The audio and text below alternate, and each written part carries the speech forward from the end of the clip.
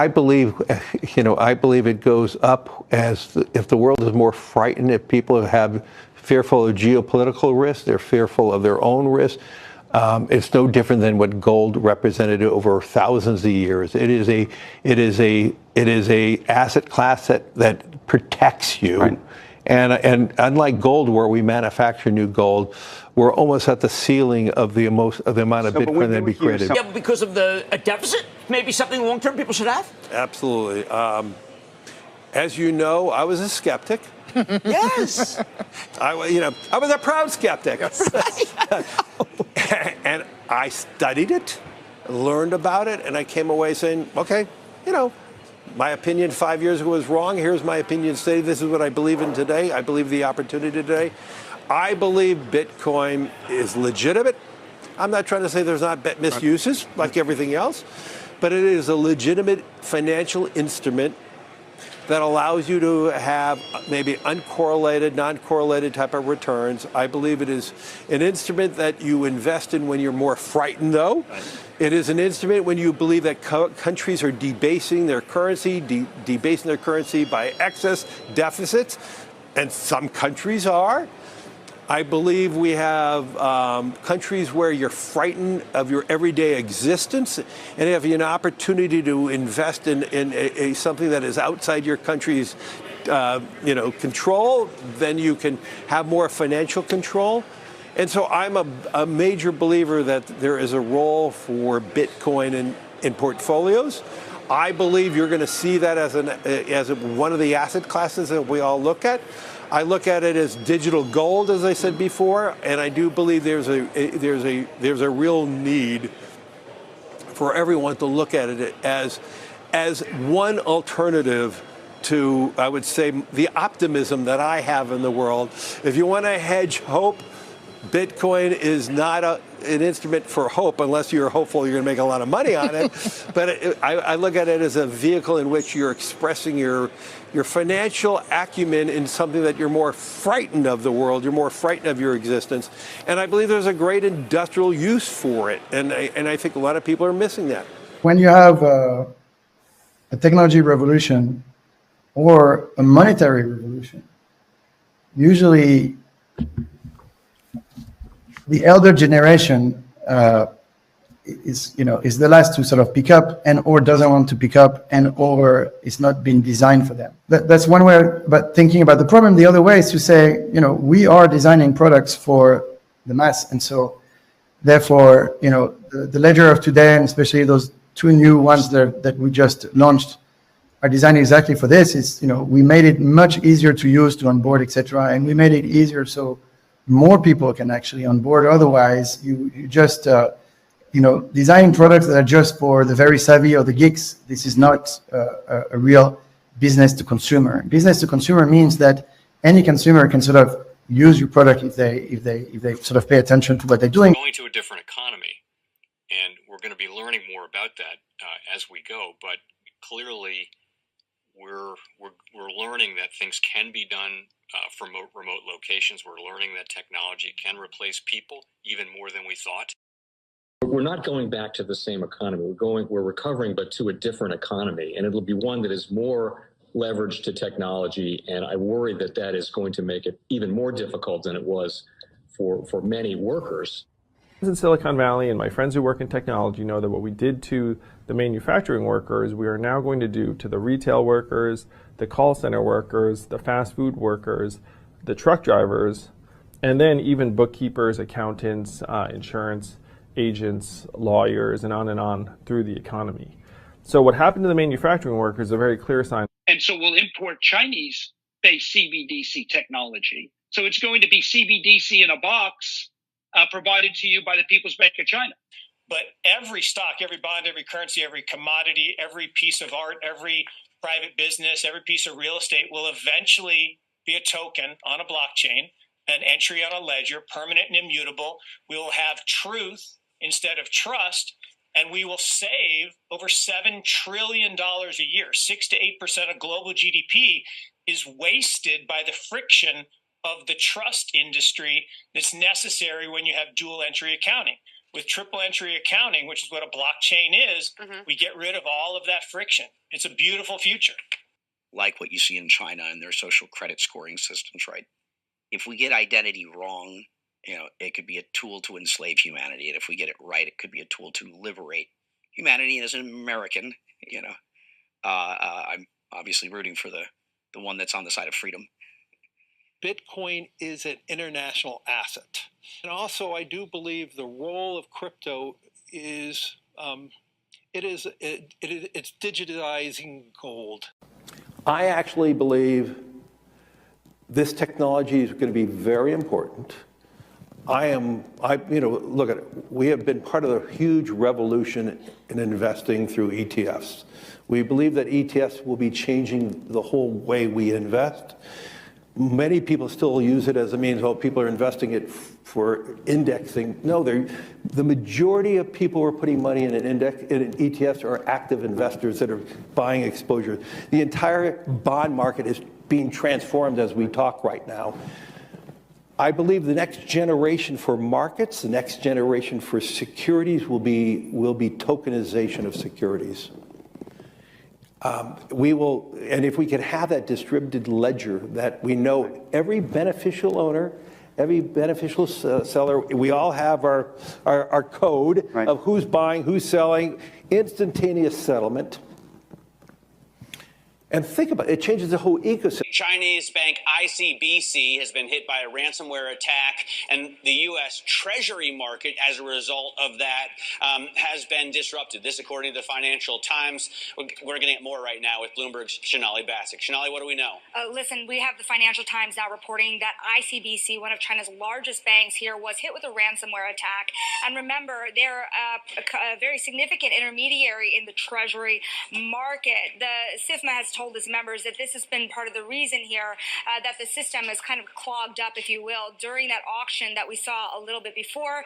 The attack had prevented ICBC, according to the Financial Times, from settling Treasury trades on behalf of other market participants. A large executive at a major bank also telling the paper that such a large party on the fixed income clearing corp creates major concerns, potentially impacting the liquidity of Treasury markets. Now, it was not just a poor auction. It was absolutely lousy, and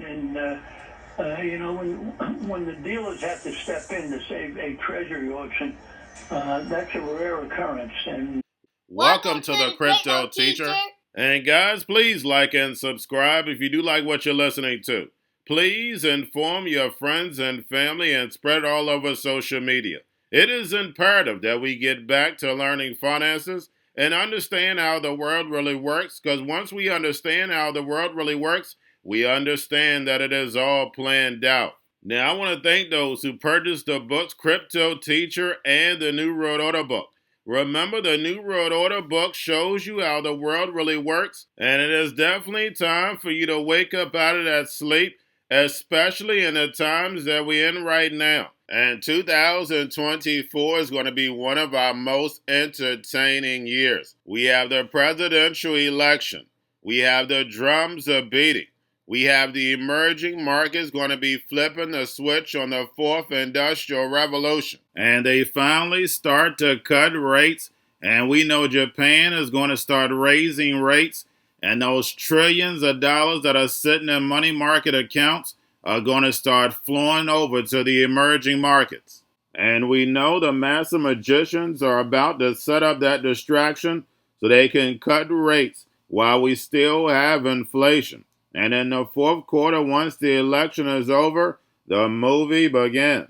And also, guys, I want to thank those who purchased the 3 Kids books. It's time to re-educate.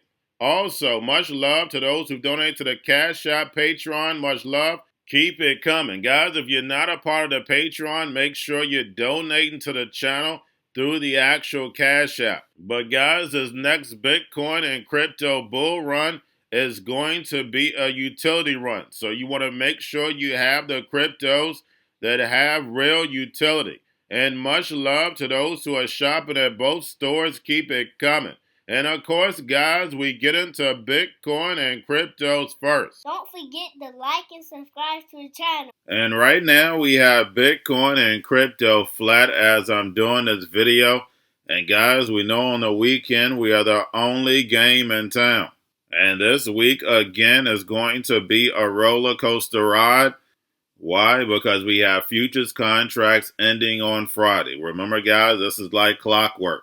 So make sure you're paying attention to the actual indicators. We had yield rates yesterday pull back slightly, but of course still off the lows. We have the dollar up slightly. We have volume in crypto right now down, Tether, USDC, and then of course, guys, we have the Fed. Repo at 339 billion yesterday. Make sure you're pulling it on a daily basis during the week because the repo is one way they've been able to manipulate yields. And we know Janet Yellen is working in the background also. Now, we had the Fed cut rates 50 basis points, and we know that definitely helped the market for the actual election, and that keeps it close. So therefore, we have plenty of entertainment. And once we get the new president in office next year, the games begin. We have to cut down on all this debt. And then on top of it, we have the Fed cutting interest rates inside of inflation.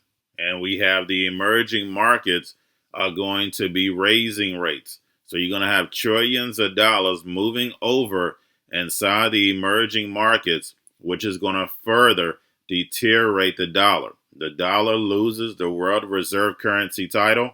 We move over to a level playing field, and then you're going to have the rise of China, the dragon. But of course, before all that can happen, we have to have a crisis. That's the reason why you hear the drums are beating. And never forget the bank funds both sides. But like every drums are beating, they had an agenda. And this time the agenda is this fourth industrial revolution, where the robots, algorithms, and drones take the economy over, pay each other with crypto, and the sheep go inside the metaverse. And remember, the crypto teacher told you. And guys, don't forget to watch the video I did last night. All this technology is ready, and a lot of this technology is being used as it's being used in certain areas so the masses don't get to see it. It's just a small sector.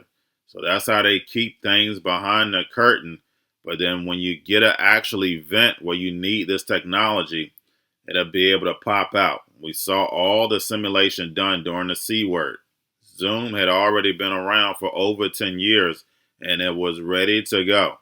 And this fourth industrial revolution technology is ready.